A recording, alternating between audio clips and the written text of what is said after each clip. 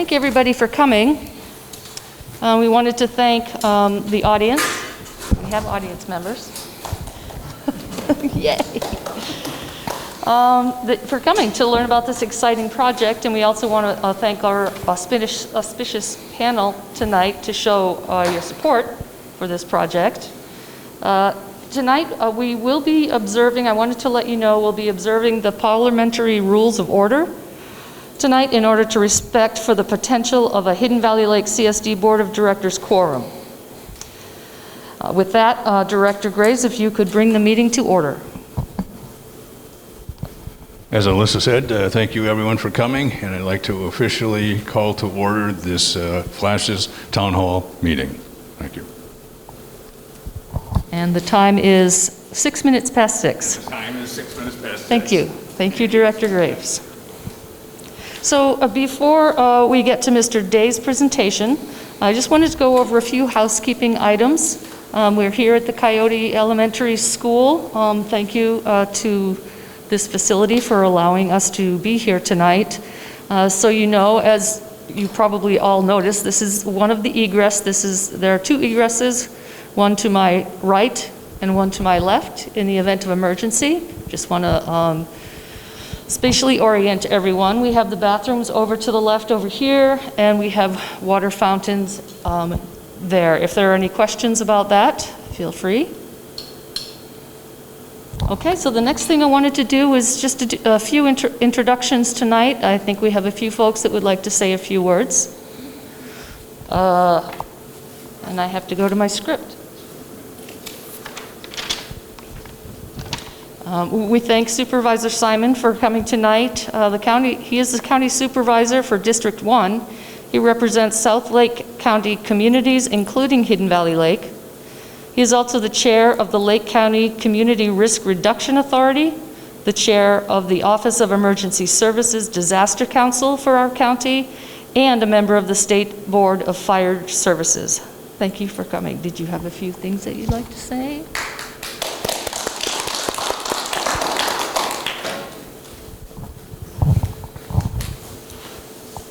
I don't know how photogenic I am, but here we go. So welcome everybody and everyone on Zoom that's watching.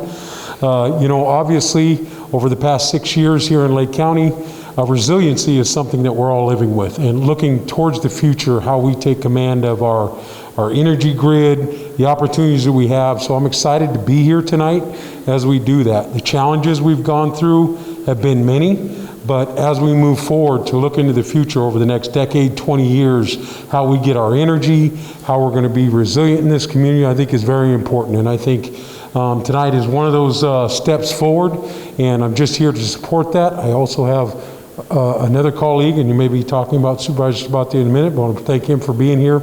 But looking at really taking control of our future. When I ran for the board, that's what I talked about, telling our story and taking control of who we are here in Lake County. We're very unique, and I think this would be one step in the opportunity coming down through the infrastructure bills and other things that are being offered from the federal government here in Lake County. So tonight, I'm just here to support that, be educated on it, and it is something we're looking at not only for this district, but also other projects that may be happening in the county, in our region, as we build those collaborative efforts to bring those funds to Northern California to make these resilient opportunities that are there. So thank you everyone, and we'll be all here all evening and getting educated. So thank you.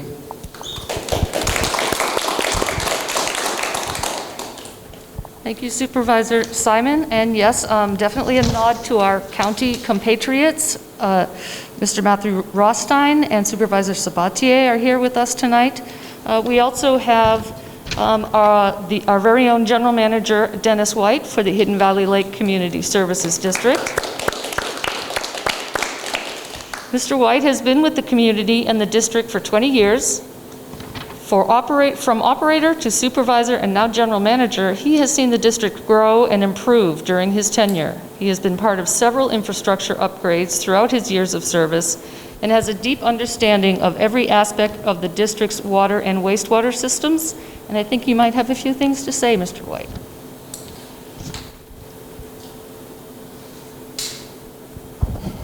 Thank you, Alyssa. Thank you, Supervisor. That was great. I don't think I can top that, but I am very excited for this project that we're about to see. Michael's going to present that. One thing I can tell you is I was here during the Valley Fire and suffered some personal losses just like many of you. So I'm very excited about this project and where it's going to go. It's going to help us on many levels. There's many moving parts to this project that I think you're really going to be excited about. I know I am. What I could tell you is during the Valley Fire, most of the staff, co-workers were here working night and day to get the district back up and running. We did lose quite a bit of the water in the tanks. So given that, I'll give it over to Michael Day and let him go on with his presentation.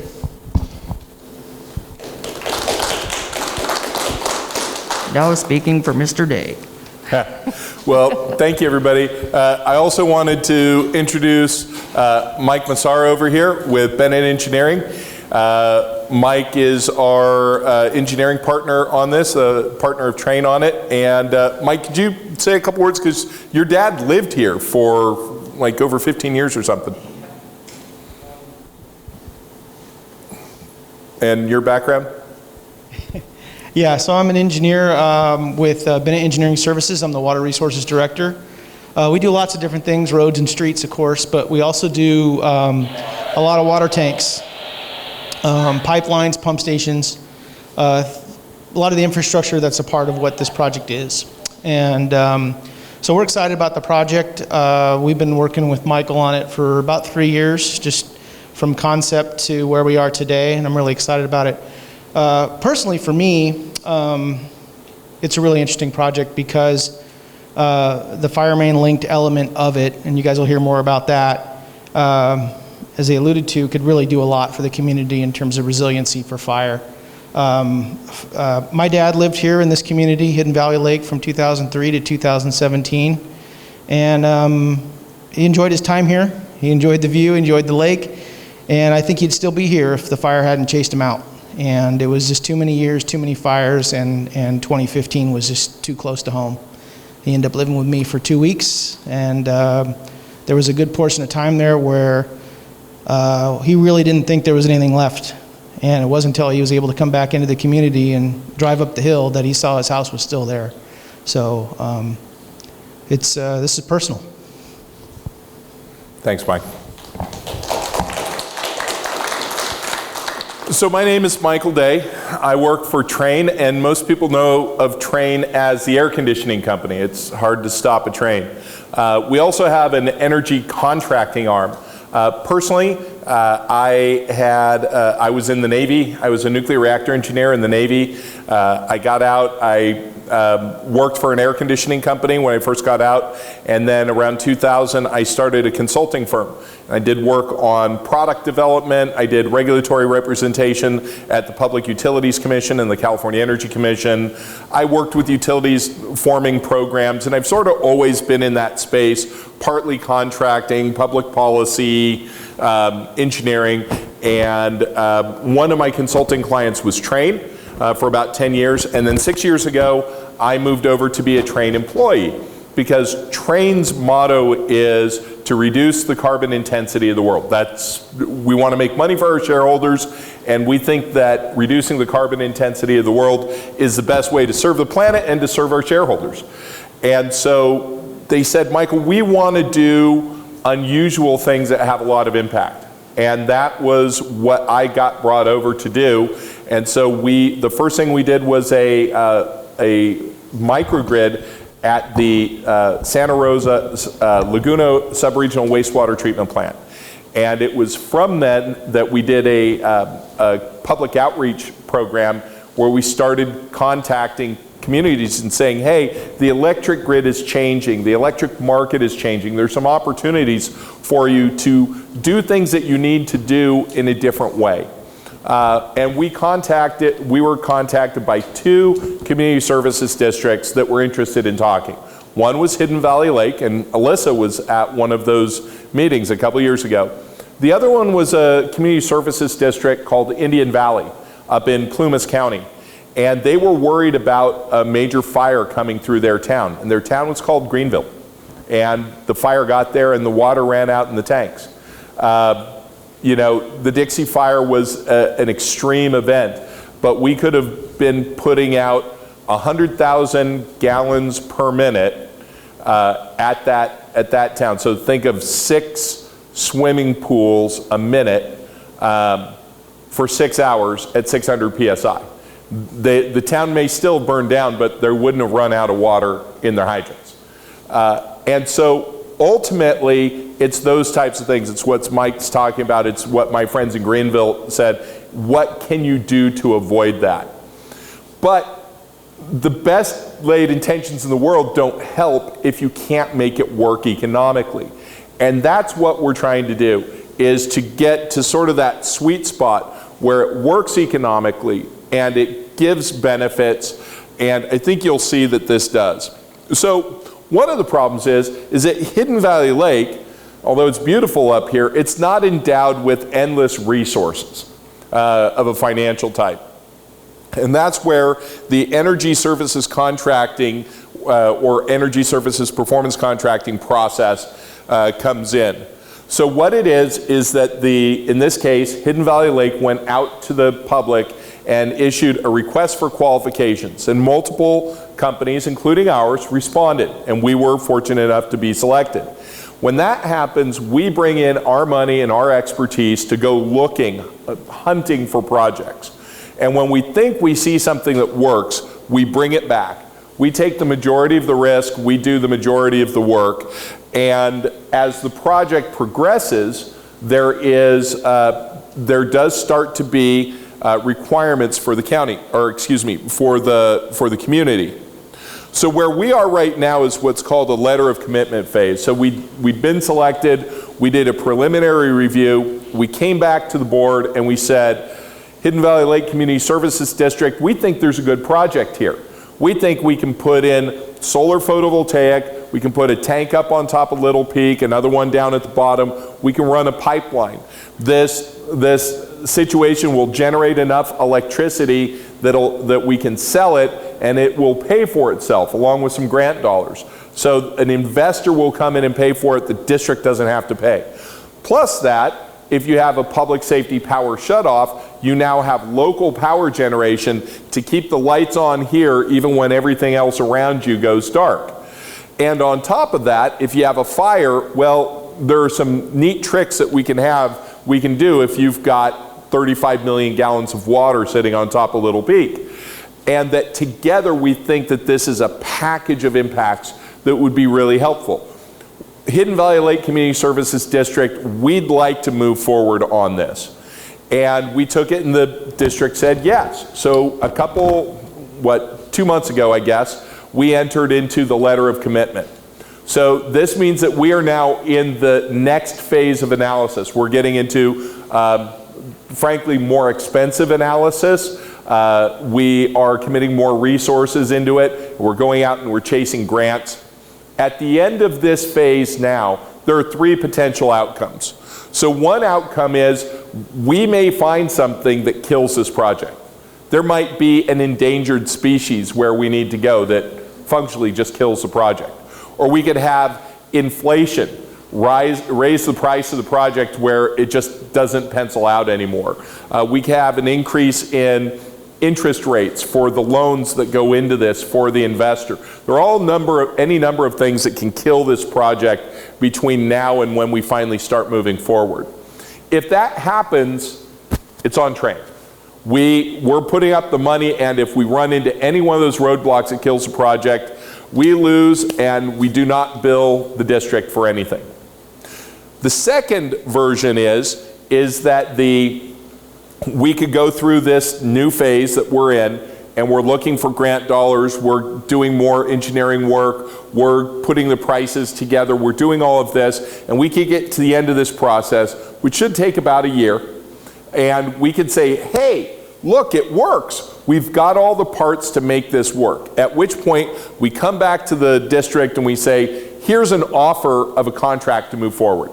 And they say, ta-da, we win. everybody, this is awesome, let's go forward. So then the letter of commitment would be converted into a contract, and we'd move forward from there. The LOC would be superseded by the contract. The third version is we go through this process, we go, ta-da, we got everything that we wanted, and it works. We bring it back to the district, and the district, for whatever reason, has a change of heart. And your elected officials decide that they don't want to move forward. They're not forced to move forward into a contract with us, but if they back out at that point, after they've said go forward, and after we've brought a project that works, at that point they would owe Trane a portion of our development costs in this process, about $70,000. And so that's where we are right now. We're going through this development process, and it really is a partnership with Trane and with the district. We both have skin in the game, so to speak. And so the heart of this is around a storage called pumped hydro. I'll stop right here. Are there any questions on how energy services performance contracting works that people have or they want me to answer before I go into the technology part? All right. So, open versus closed loop pumped storage hydro. There are two big parts of what's called pumped storage hydro. Pumped storage hydro is the vast majority of energy storage in the United States. 95% of the energy storage in the United States is pumped hydro. So if you've ever driven up Highway 80 to Reno, you'll see an off-ramp for drum, forebay, and afterbay. Well, that's a pumped hydro facility. If you've driven up Highway 70, you've seen Thermalito Afterbay and Lake Oroville. That's another pumped hydro facility. There's another big one as you're going down to Pacheco Pass. There's another big pumped storage there. What it is that in a traditional pumped storage, what's called open loop, you put a dam on a river and then you put another reservoir down below. The water runs down when they want it to, and then it collects in the lower reservoir, and then you pump it back up. What open loop is you do that on a water course. So a creek, a river, you put a dam across that river, and then you let the water shuttle back and forth between the two. It acts like a giant water battery. So pumped storage is great. The equipment lasts forever. Well, not forever, but in some cases over 100 years. You can use this energy storage every single day for over 100 years and it still works. There are hydro turbines that were installed in the 1880s and 1890s and are still operating today. So that's a lot different than batteries. Electrochemical batteries have a much shorter useful life compared to pumped hydro. The cost of pumped hydro, if you look at it then across its life cycle, is much lower than it would be for any other form of energy storage. And so pumped hydro in general is great. The problem is that open loop pumped hydro, where you're on a river that's already flowing, has some problems. The biggest one is you're damming a river. You're changing that environment, and it's not something that we do. How many large dams have we seen built in California in the last 15 or 20 years? You know, New Melones was about the last, and that was in the 1970s. So open loop pumped hydro, although it's very cost effective, we're just not into damming rivers anymore. So that's where there's another project, another type of project out there called closed loop. And in closed loop, what they do is they put a reservoir on top of a mountain. So they make a pond. You know, they put up levees and make a pond on top of a mountain, and then they put another reservoir in a field down at the bottom of a mountain, connect them by a pipeline, some sort of water conveyance. And now you're not damming a river. You're putting it in an open, flat field or on top of a mountain. You're not damming a creek or a river and flooding that waterway. It's in two separate areas. That's what's called closed loop pumped hydro. It reduces the environmental impact pretty substantially. There are a lot more potential sites and much faster permitting, again, because of the reduced environmental impact. So what are we trying to do here in Hidden Valley Lake? So we're going to install a bunch of photovoltaic panels, about 12 megawatts DC of photovoltaic panels. And what's done is that we look to take the output of those panels and direct them over to water pumps. So we've got a tank on top of the hill, a tank at the bottom of the hill. When the sun comes up, it powers the pumps and they move the water from the lower tank to the upper tank. When the sun goes down in the late afternoon, early evening, and the value of electricity becomes really high, the water runs down from the upper tank to the lower tank and it turns a hydro turbine, making electricity. It makes really extra valuable electricity when it does that. And then the installation is largely paid for by an outside private party investor, and they make money back by selling that electricity and by taking the tax credits that accrue for owning a renewable energy and storage facility. So what does the community get? Power resilience. You've got 90 megawatt hours of storage in that tank. You've got about 70 to 80 megawatt hours of generation per day during the summer, an average of about 60 over the course of a year, but if you're talking about during the summer, it's about 70 to 80 megawatt hours a day. You get wildfire resilience. There's some neat tricks that we're looking to do with how we set this up. The community is not having to pay for it. It's being paid for almost exclusively by outside parties. The community doesn't pay up front. Now, that's not to say that there's no cost to the district. There is cost. There's staff time involved. They're bringing in outside engineers and consultants to take a look at it and to do a peer review, as is, prudent practice to take a look at it. Don't just take my word for it. Bring in somebody else who can do a peer review. So there's some cost to it, but that is a very small portion compared to the total cost of this project overall.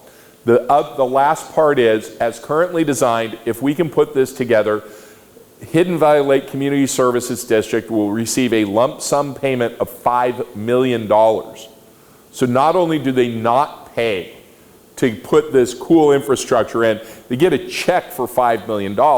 That check for $5 million can be matched with a federal grant for $15 million to fund the installation of $20 million worth of water main replacements in the district.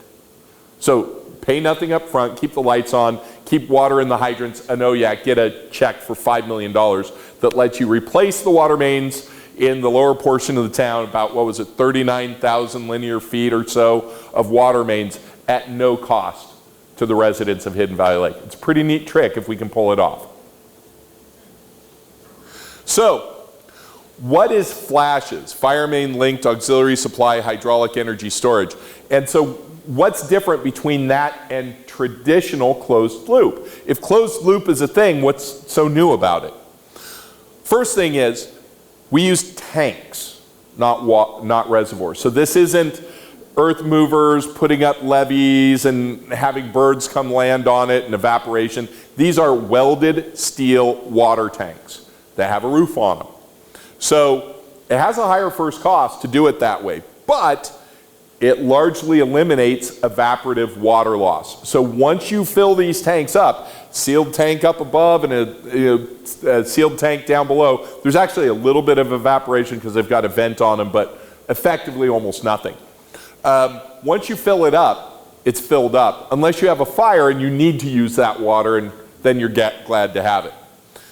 It does not need to be licensed. It does not need to be relicensed. It is exempt. That makes the process for developing one of these, instead of it being 10 to 15 years, you're talking about 12 to 18 months. It's a substantially different process there. It's much faster. It also minimizes the footprint. These tanks are 50 feet tall, so you don't have to cover as much land to hold the same volume of water. Co-located renewables. So another thing that I said, we're putting in photovoltaic generation at the site. Most closed loop pump storage relies on the power lines coming in. Actually, thank you to the National Renewable Energy Lab for this graphic. They show the power lines coming in. Well, that's how a normal pump storage works. It doesn't have its own generation right there. It's part of the larger grid. I'll just get my power from the grid. That's easier. Well, yes and no. If you want it here in town and you're counting on it to help this lifeboat of energy keep going in case of emergencies, you don't want to be relying on the power lines coming in. That's the problem, right? That's the problem you're trying to solve. So having local renewables allows that energy storage asset to recharge every single day, and that's what allows it to have a much longer duration in case of emergency locally. It also improves the greenhouse gas impact, and it has some other benefits. One of the cool parts about this is that we actually use the turbines to make the electricity, which is a particularly valuable and clean type of power. It's very high power quality, and it increases the value. It also forms the heart of a microgrid. So again, a microgrid is when PG&E would otherwise be going down, we'd be able to disconnect from PG&E and go into what's called island mode and keep the lights on here even when everything else around here goes dark. So to give you an idea of what we're talking about, when staff and I were talking with PG&E, they looked, and it was what, May of this year, I think, we were talking with CMEP. They said, okay, you've had 10 public safety power shutoffs in the heart of Hidden Valley Lake. Of those 10 public safety power shutoffs, 9 of them were caused not by wind around here, but by wind in the canyons leading into here. So it's the power line coming into the Middletown substation that gets shut off. It's not because of a dangerous threat here, it's on the lines coming in. So if they had power in this load pocket, they could de-energize the power line that's going through the danger zone and keep the lights on here when they went back and looked, 9 out of their 10 events, they could have kept the lights on here. So when you do that, that's a community microgrid where we would be supplying enough power and energy to keep the lights on for Hidden Valley Lake and for Middletown for about 6 to 12 hours, depending on when it first happened, how much advance notice we had, what time of year it was, some different things like that. So you can keep it on for a long time. The other thing that we can do is we can have what's called a critical infrastructure microgrid. And we'll talk about that, but that keeps the lights on for critical facilities, including Coyote Valley, and hardesters, and some water pumps, and the water treatment, and the Cal Fire Station. You know, so they don't have to run their diesels. You can keep it on effectively for an unlimited period of time. And we'll get to that in a little bit. But this power generation becomes the power heart of a microgrid to bring resilience to the community. And then the last part is the firefighting capability. We're pretty proud of this. So we would be able to tie into the water mains in a couple of different locations. We're looking at tying in up at Little Peak and also down here on what Dennis likes to call the back 9. We'd be able to supply that water and keep water in the mains even when you had a lot of hydrants being used at once. That provides the water itself and the pressure that's needed. And because it's flowing from gravity, you can provide pressure without needing the electricity to run pumps, which is pretty cool. Another part is that we're going to have big pipes bringing the water from the upper tank to the lower tank. Well, if you've got pipes that are going 13,500 feet and they're welded steel pipes, why not put some taps off of there with some valves so that Cal Fire could, if you needed to, tap off of that and fight the fire 600 yards to the west of town instead of waiting for it to come here and burn houses. There are no fire hydrants out there in the fields, but if we put these pipes in, there'd be a fire hydrant every 700 feet.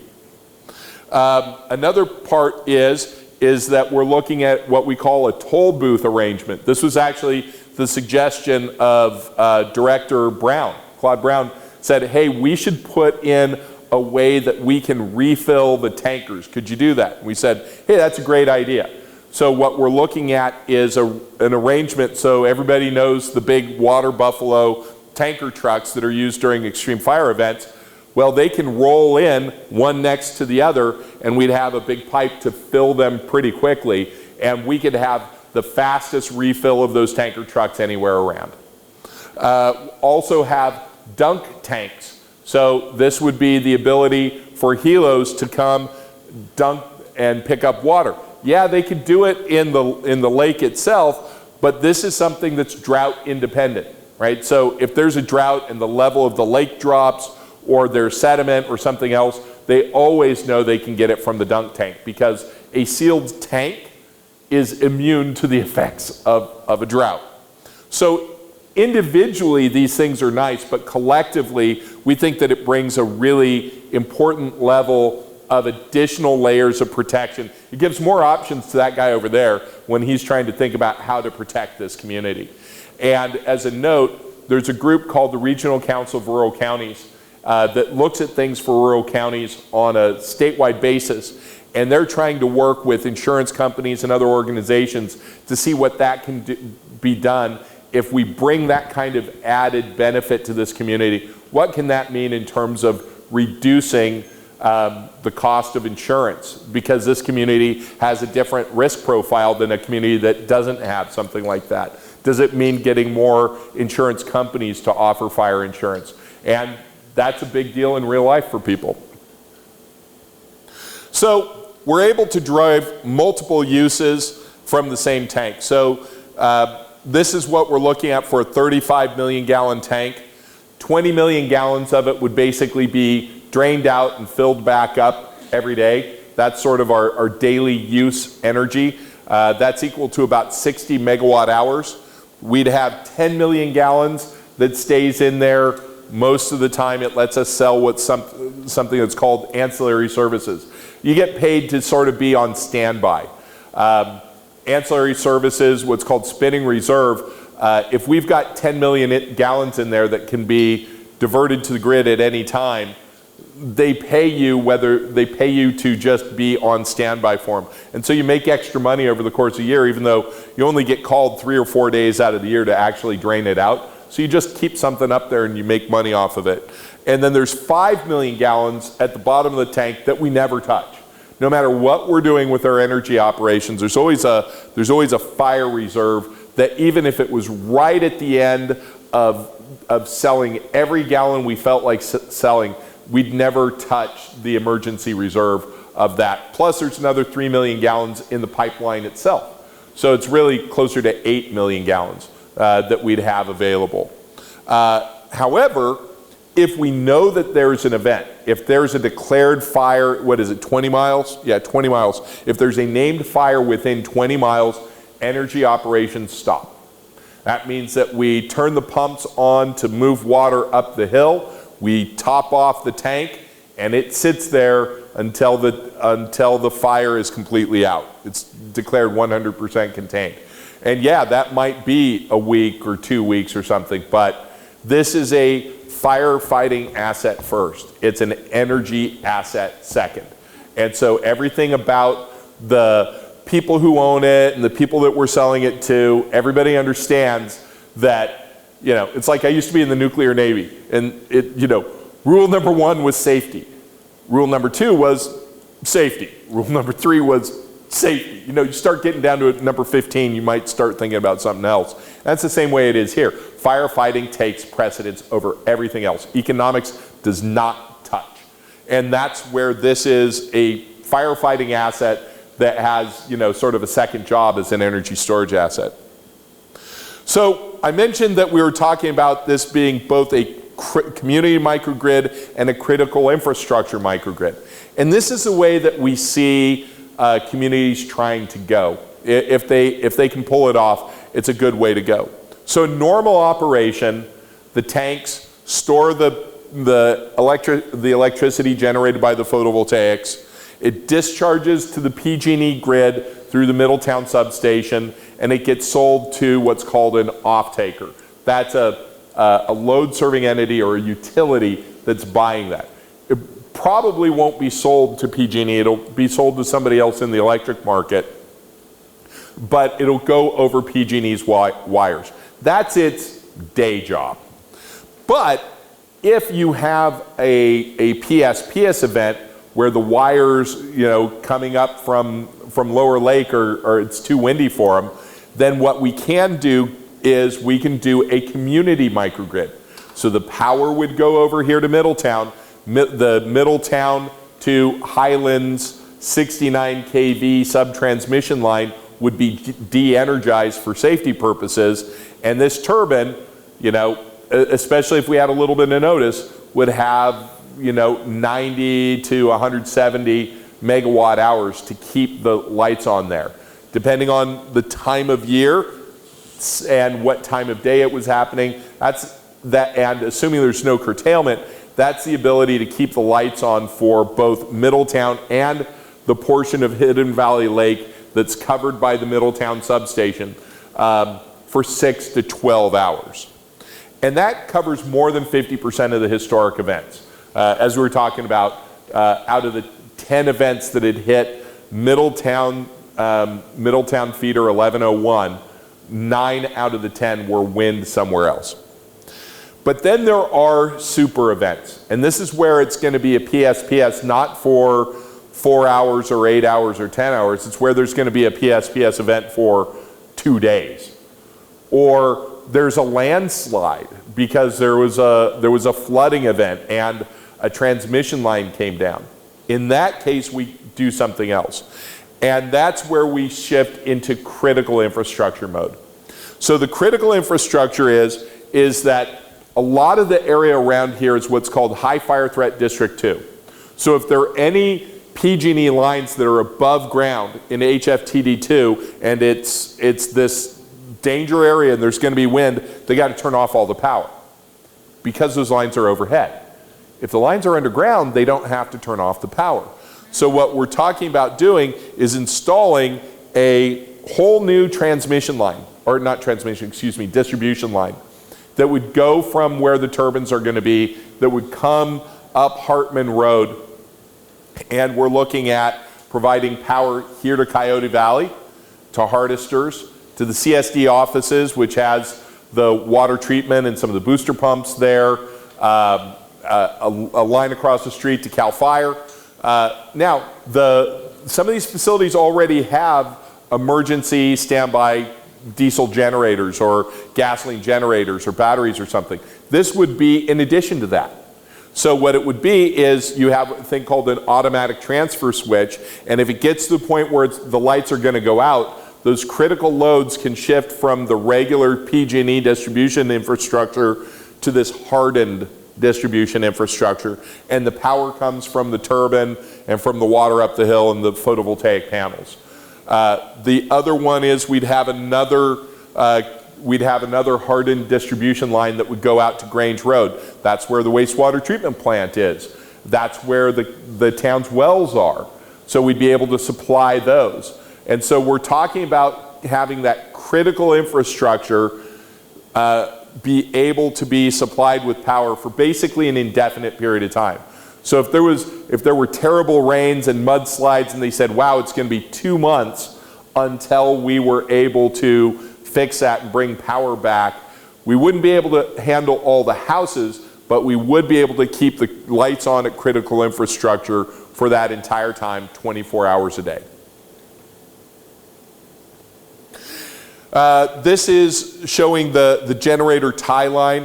One of the things that's kind of neat is that the district is working on, how do you describe that project, the intertie project, Alyssa? Well, that's just it, an intertie, potential intertie with Middletown. A potential water intertie with Middletown.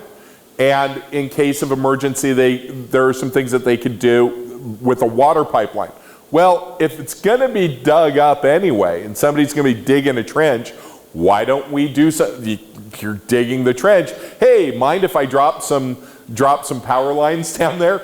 So instead of this project needing to cover the cost of trenching to carry that through the danger areas all the way over to Middletown, we'd be able to combine it into a single project and a single common trench that could carry the water pipes that need to go along with these new power lines. And it's a fairly substantial dollar savings.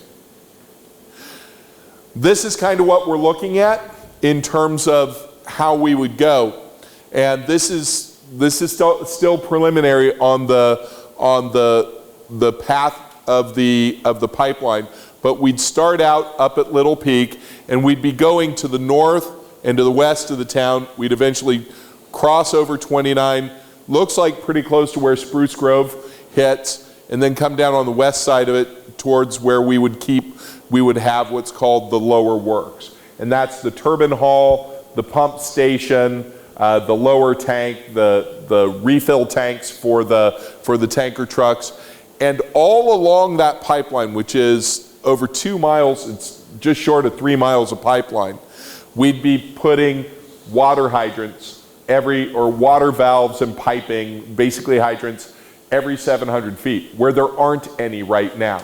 So if you think about it from like a clock face, you're talking about having a defensible barrier offset from the town from 12 o'clock all the way down to the 7 o'clock position.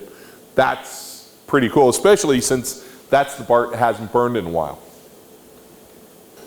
So,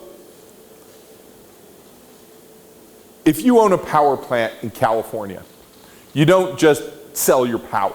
You're actually selling a lot of little things that get bundled up into one payment. So the things you can sell are capacity, energy, renewable energy credit, ancillary services, greenhouse gas tags and offsets. So there are a whole number of products that if you have a power plant, you can sell to the grid. Out of those, the most valuable, usually 35 to 45% of the value of that power plant comes from this thing called capacity. And those are sold to utilities, load-serving entities. There are problems at the California ISO that make it extremely difficult, like wait 10 years to get permission to sell the capacity. Mind you, we can connect the wires and go through PG&E and get that done in like 15 weeks and get approval to do it. We can push the electrons onto the grid safely. All that can happen, but we can't get permission to sell the capacity attributes for about 10 years. So what that means is that 35 to 45% of the revenue that would go to an investor is just sort of, hey, sit around and wait for 10 years. That would normally kill the project. Let's be honest, it would just kill the project. However, there is a way around it, and there are grants out there. There are all kinds of grants out there. There are grants out there for electrical infrastructure. There are grants out there for resilience. There are grants out there for wildfires. There are grants out there for climate adaptation. And this project, as you probably have guessed by now, is actually kind of the Leatherman tool of projects. It's, you unfold the Leatherman tool and it's a pair of pliers and it's a knife and it's a corkscrew. Well, this is all of that. It is an electrical project, and it is something that helps with the greening of the grid and provides grid stability and protection from PSPS and firefighting capabilities. It protects all of these. So that means that this project can fit into a lot of buckets where there are grant dollars coming out. And that's the stage where we are right now. We're out looking for grant dollars to use those grant dollars to buy down the cost of the project. We want to buy down the cost of the project, and through buying down the cost of the project, we can get it to where it works economically for the investors. And starting a few weeks ago, that's what Train has been doing. Sometimes it's Hidden Valley Lake and the County of Lake working together, where a regional approach gives both entities the best chance to get the dollars. Thank you, County of Lake. Sometimes it's the entities going after grants on their own, but we're pretty confident that we've got a lot of different bites at the apple, and we'll be able to get the dollars we need. Once we do, we'll be coming back to the community and saying, okay, it's ready for us to move forward. But it's really it's sad, if we had access to those dollars, we probably wouldn't need a grant overall. But just because of the logjam at Cal ISO, we must. So what we have now is a whole bunch of grants that we're going after. We went after the Better Together grant, which was an unusual one. It helps fund some preliminary activities. We should be hearing next month. The Build Back Better was a national challenge grant. We should also hear back next month. The Community Microgrid Enablement Program, it's a $3 million grant from PG&E. I think that we stand a very, very good chance of getting that one. We estimate right now that the project will need is about $60 million, and that we'll need about $20 to $25 million in grant dollars to get it to where it's financially viable. $3 million of that could come from PG&E. There's an open solicitation on that. We've been working with PG&E. We're hoping to advance to the next phase by the end of the year. There's a Department of Water Resources multi-benefit grant, which is, we're putting in for a $10 million ask on that tomorrow. We've been working on that one. Hazard Mitigation Grant Program is a federal grant that'll cover 75% of the applicable costs. That's due in March. The Microgrid Incentive Program from PG&E, we're expecting that to open in May or June of next year.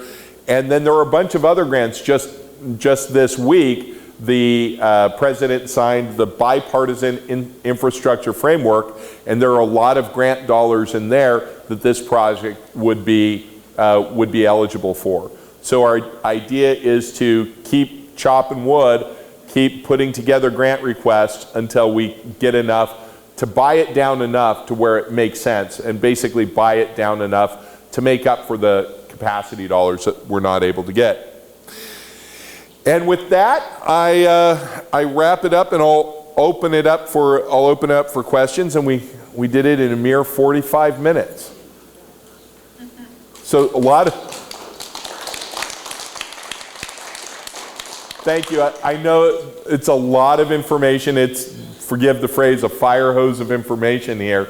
And I'm sure there are a lot of people that have questions about it. Alyssa, I know you were thinking about, you were going to have the microphone here. There were a couple of questions that got submitted to you ahead of time. Thanks, Michael. Yes, we are entertaining any questions from the audience. Just a note of housekeeping. We do ask that you use the microphone here. We are recording this tonight, and we want to provide all information that is exchanged here on that recording. So please step up to the microphone if you have questions. In the meantime, to get things started, we have received a few questions at the district, and I thought that I'd bring it to Michael's attention to see if you could answer some of them for us. From a general perspective, there's my notes. We're wondering what, and I think you did touch upon it in your presentation, but worth discussing again. What is the, thank you. What is the cost to the district? Can you make sure that we understand that aspect? It's very important to our ratepayers. It's not zero in terms of cost to the district. The district is having to engage its attorney to review agreements that we have. The district has paid engineering firms to look at our work, what's called peer review. The district has used staff time to work with us as we prepare the grant applications. But it's next to zero. We expect this to be roughly a $60 million project. We would expect that the district's expenditures to be under $100,000. Hopefully well under $100,000. As we go through with this, as we're hiring Bennett Engineering to do drawings, as we hired Sargent and Lundy to do the single line drawings that we developed for this project, as we bring in environmental consultants to do the California Environmental Quality Act review, those costs go to Train. We're the ones who are writing the checks for that. For most of the grants, it's more our our man hours putting the grant applications together than it is staff. We try to give it to the staff in a largely pre-digested form, same as we do for a lot of other customers, including County of Lake. And if we run into something, whether it's inflation or it's interest rate risk or environmental issues, if we run into something that kills this project, we are not going back to the district and asking for money. The risk is almost entirely on ours. The vast majority of the expense is on ours as we go for it.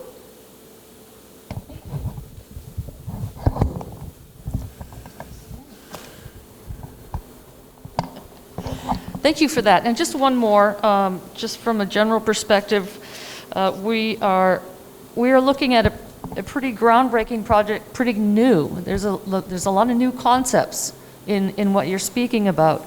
How can you assess the risk of such a new project? How do you account for that? Okay. In some ways it's new, in some ways it's not. But Mike, would you be able to answer some of that? So Mike's a civil engineer. He's been doing this for a little while. And so instead of it coming from sales guy Michael, why not listen to somebody who knows? Okay, so the elements of this that make it different than most of the storage projects we do is really just the turbine and the generator at the bottom of the hill. Otherwise, it's very much like what we do. So my firm, right now, we're actively engaged in 2 design-build water tank projects, one for City of West Sacramento, another one for a Nevada Irrigation District. We've done other tank projects for those clients. Just finished one, about a 40 million gallon tank for City of Lincoln with a 36-inch pipeline. So the storage tank, the pipeline elements, this is kind of bread and butter work, pump stations, the integration into the power elements of this are done by others, and those folks do that all the time. Photovoltaic connection to the grid, the power generation from the turbine. Train has other experts to add to that. But the infrastructure, the design, the materials to do this are very old, and Mike alluded to that early on with some of the pump storage projects that have been around for 100 years. So hydropower is very old, and really what this is just a sort of a smaller compartmentalized version of that. It's really what's innovative about this is how many benefits are being extracted from one project. Typically, we look at a project like this, it's just about water storage. It's just about supply for drinking water and irrigation. This has so many elements to it that are benefits. That's what's different about it. That's what's interesting, is the innovation that's going on here and the way that it could get funded and paid for. Most projects would really love to have this many avenues to get it paid for. It's usually on the ratepayers to make stuff like this happen, and there's a lot of options here. So that's what's different. Thanks, Mike. Yeah, and I don't think I have that much to add to it. It's very well-known components just put together in a different way so that it can accomplish more goals, right? People have been building pump storage. They just have been building them out in the boondocks instead of trying to put it next to a town where it could also provide these other benefits, from keeping the lights on to providing additional firefighting capabilities. That's what's different. And it means that maybe you go with a tank instead of a reservoir, but it's really taking well-known and existing elements and just using them in a different way. Hi, Michael, excuse me. Thank you for coming and telling us about this project. It's interesting to hear about it. I was a wastewater operator for 20 years, and prior to that, I was a journeyman pipe fitter for about 10 years. Awesome. So I know that there's one element you didn't talk about, which is maintenance. Yep. And that there's a lot of parts here, a lot of things, puzzle pieces that go together. And I know that water and metal create rust, and sediment and all kinds of other stuff. So I'm wondering if you could give us a little bit of an overview of the, the maintenance aspect of Sure. this, the costs, the downtime, or the tank's going to have to go down to get cleaned. Yep. All of that stuff, because you didn't talk about that. Great question. So the Thank you. way we're set, there are really two ways that you could set up a project like this. One is, if you were in a bigger city that had a pretty substantial staff, you could set something up like this that would be run by city staff. For example, the city of Roseville has its own electrical department, right? Roseville is a municipal utility. They might want to run something like this with city personnel because they have their own utility department. Like San Francisco runs Hetch Hetchy over in Tuolumne County. Those are city employees that run that facility. But you got to be a pretty big city to justify carrying those kind of personnel and taking on that risk of being a player in the energy market. We brought that up when we started looking this to the district. It was like, you might be leaving some money on the table, but you'd have to take on the risk of being the operator. And that just wasn't a good match for Hidden Valley Lake CSD to be, high roller player in the energy market. So instead, what we're looking at is that the investors that will come in to operate, to pay for it, will also be the people who operate it, who are already in that space. And to be honest, we've actually already received expressions of interest from firms that invest in this and operate power plants. So Brookfield Renewables, one of the largest hedge funds in the United States and investment funds. Wellhead Electric, which builds power plants and operates them and is what's called an independent power producer. Capital Dynamics, which is another they have a renewables fund called Crossover, and they build energy projects. They have their own O&M staff that stays there and works on it and keeps it up. Those are actually the investors that will be putting up the majority of the money on this project. They're the ones that will be entering into the contract with the utility to sell the impacts. They're the ones who it's their baby and they're on the hook if it breaks. And they're the ones that have staffs that are used to a regular, preventive maintenance program, that own power plants, including gas-fired power plants that will take a lot more maintenance than this will. And so I think that one of the things that the district is going to have to think about at the end of this is it's going to get a lot of offers from different entities who want to have the franchise here, that want to be the district's partner. Hey, choose us. And we see this already. We've had investors who are saying, well, could you get rid of all my competition and just let us come in and do it with you on a bilateral basis? So there's going to be jostling, is the way we see it, right? There's already jostling for who wants to be the district's partner, which is good for the district. But the district is going to have to make a decision on who the best partner is. And the best partner might not be the one who offers maybe the last little increment of dollars. Because what's going to be right for the district in the conversations we've had is partly who's given the money, and then what does their balance sheet look like? How reliable are they? And how much experience do they have operating hydro and other resources and operating a large organization that has to do maintenance and stuff like this? So the district is going to have a lot of flexibility. Our job is to put the package together and go get people who are interested. We're a year and a half away from being able to offer that to investors, and they're already saying, we want in, and they're the kind of investors that you'd want. So hopefully that gives you an idea. Those companies have, if you're talking NextEra Energy Resources, NextEra owns Florida Power and Light, and they run nuclear power plants. So they're pretty well familiar with the maintenance, but it's a great question. One other thing is, you might have noticed that I said that the upper tank was 35 million gallons and the lower tank was 38 million gallons. They're dissimilar size for the reason that if we had to drain the upper tank and clean it out for sediment, we've got enough storage capacity in the lower tank to drain the upper tank and the entire pipeline without having to refill it. And then we can pump down the lower tank. There might be a little bit left in there. The lower tank's a little bit more problematic, but we're trying to keep the water recharge on it, recharge it once until there's a fire, and then you're using it for good purposes, and you can worry about recharging it later.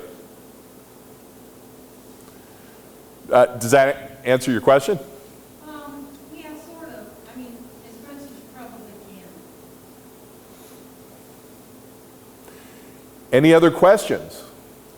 Chief Mike. So my name is Mike Wink. I'm with the South Lake County Fire Protection District. I just want to recognize that the Hidden Valley Lake Community Services District and Train leadership have been in contact with the local fire protection district who has the station here in the community, and have welcomed the opportunity to provide input, and there's a lot of positive benefits.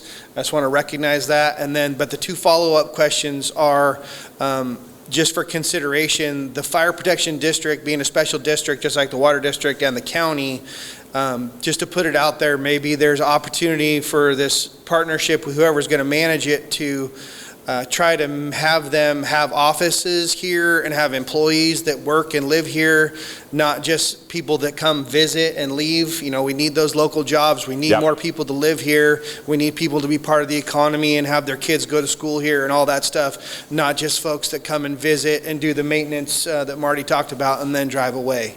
So just from the local fire protection district, thank you for that. Yeah, absolutely. Well, I think, you know, I live in El Dorado Hills, right? And I'm here pretty frequently now. And I can tell you that it's 2.5 to 4 hours each way, depending on traffic and road construction and stuff. I don't think it's reasonable that for anybody that's going to own a $60 million asset and potentially multiple tens of millions of dollar assets around here without having local folks. Now, I don't know if they're going to live in Kelseyville or, you know, or Lower Lake or Hidden Valley Lake or Middletown or stuff like that, but I can't really see, it doesn't make sense for somebody to live even in Davis or something and try and get over here. It's just too far of a hump. And these are huge, huge investments that these companies have to take care of. And you just can't ignore the maintenance. And so I think that it would be very difficult for them to have maintenance personnel who lived anywhere else.